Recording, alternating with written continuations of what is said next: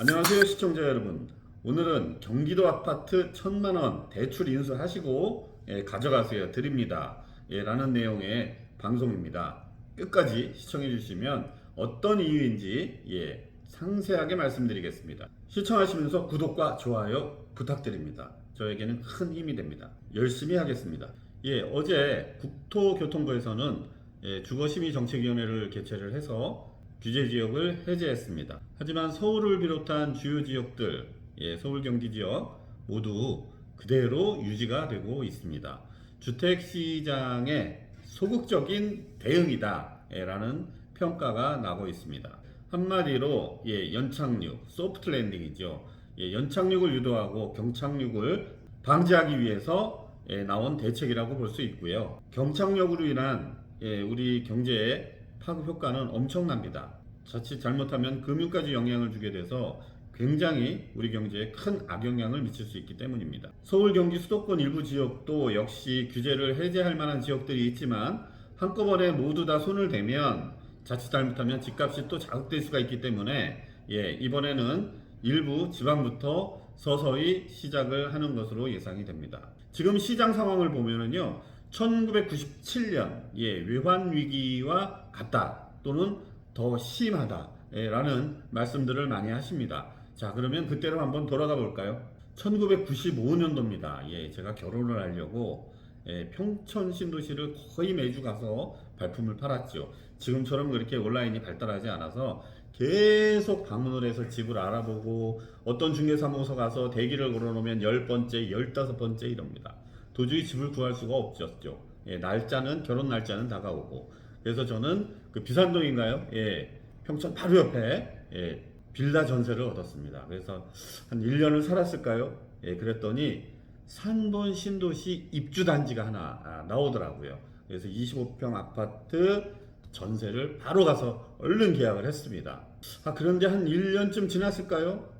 갑자기 뭐 신문 방송 모두 외환 위기라는 것을 우리나라가 당했다고 발표를 합니다. 그러면서 이제 IMF에 구제금융을 신청하고 IMF에서 요구하는 대로 따라서 나라 경제가 좌지우지되는 그런 시기였습니다. 당시에도 지금처럼 금리, 유가, 환율 뭐 난리가 났었습니다. 당연히 부동산은 이제 반토막이 나기 시작을 했죠. 제가 살던 아파트는 새 아파트입니다. 25평이요. 집주인께서 전화가 왔습니다. 자기가 대출받은 거 당시에는 금융이 발달하지가 못해서 주택금융이 주택은행 융자, 장기융자 20년 1,000만원짜리가 근저당이 돼 있었습니다. 그래서 그 1,000만원을 인수하고 이 집을 가져가라. 제 전세금 포함해서. 그래서 당시에는 뭐 나이도 어렸고 이거는 도저히 있을 수 없다. 그래서 단호히 거절을 했죠. 그런데 그 집값이 실거래 가격이 6억 원이 넘게 거래가 된 단지입니다. 참 어린 나이에 부동산에 진짜 지식이 없어서 그랬는지 모르겠지만 당시에 저는 인수할 능력은 좀 됐거든요. 큰 돈을 어린 나이에 좀 돈을 벌 수 있는 기회였는데 그거를 그 절호의 기회를 놓친 게 돼버렸습니다. 그래서 여러분들 지금 뭐 제목 보면서 이게 뭐 낚시다 뭐 이렇게 말씀하실 분도 있지만 제가 이 말씀을 왜 드리냐 뭐 아실 분도 계세요. 부동산은 결국 오를 수밖에 없는 그런 구조를 가지고 있습니다. 태생이 그렇습니다. 왜?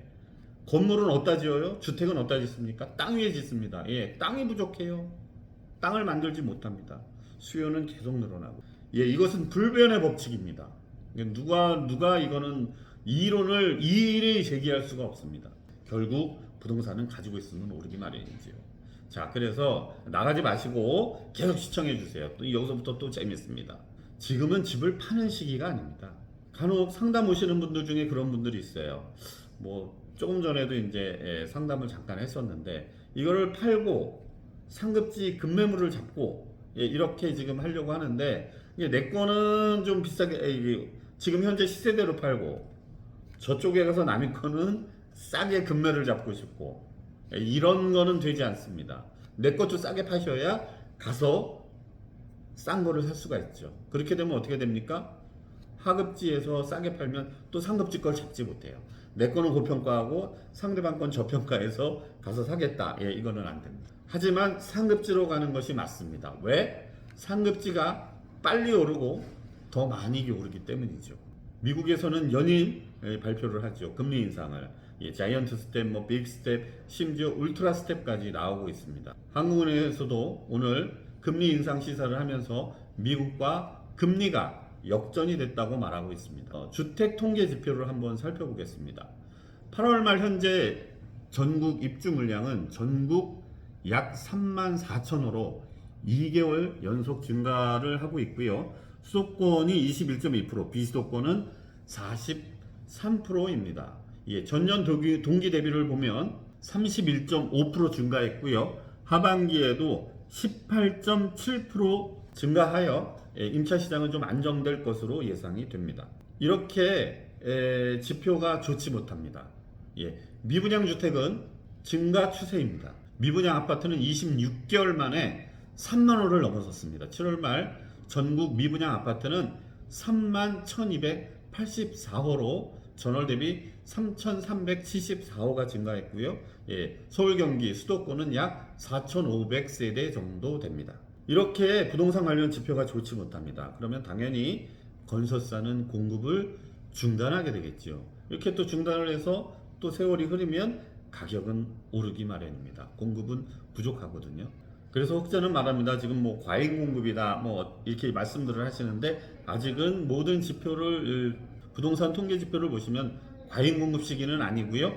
공급이 많아지기 시작하는 시기는 2030년 입주 물량이 시작이 됩니다. 그게 어디냐? 예, 남양주 왕숙, 하남 교산, 예, 문정부에서 발표한 3기 신도시 입주가 이제 그때 시작이 됩니다. 예, 그때까지는 과잉 공급은 아니다. 지금은 매도하는 시기가 아니고 매수하는 시기입니다. 급매, 급매를 사는 시기입니다. 매수자 강세 시장이고요. 좋은 물건, 네, 좋은 조건에 흥정을 해서 구입할 수 있는 시기입니다. 자, 오늘 영상의 주제는요. 부동산의 가치는 결국 계속 오르기 마련입니다. 그냥 지금 같은 시기에는 가만히 기다리시면 됩니다. 끝까지 시청해 주셔서 감사합니다.